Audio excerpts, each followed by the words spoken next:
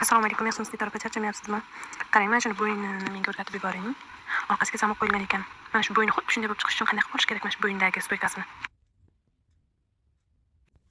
So'ralgan fasonda tushuntirib o'taman. Stoyka yoqasini taxminan 20-25 sm uzunlikda to'g'ri chiziq chizib olamiz. Yon boshiga 3 sm qildim. Agar stoykasi tikka bo'lishini xohlasangiz 2,5 sm qiling. Mana shunaqa avval chizib olaman va taxminan buni uzunligi 5 sm. Mana shunaqa burchak ostida 3 sm ga chiziq chizib nuqta qo'yapman va bu 3 sm dagi nuqtani qaytadan belgilab chiqyapman. Bu stoyka yoqamizning kengligi, tayyor kengligi.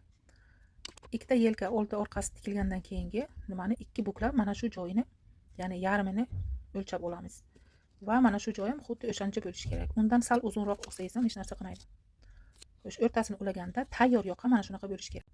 Endi buni matoga qanday qo'yib chizib olishni ko'rsatib o'taman. Mato agar patli bo'lsa, patiga qaraymiz, pati tepaga qarab turishi kerak. Xuddi mana shunaqa ichgan qog'ozimizda qo'yib, ikki chetini chizib olamiz va yoniga yana 0,5 santimetrdan tik shaqqa qo'shamiz. Bundan ham qiziq ma'lumotlar va bepul darsliklarni olish uchun bitta like bosing, kanalimga obuna bo'ling va yaqinlaringizga ulashing.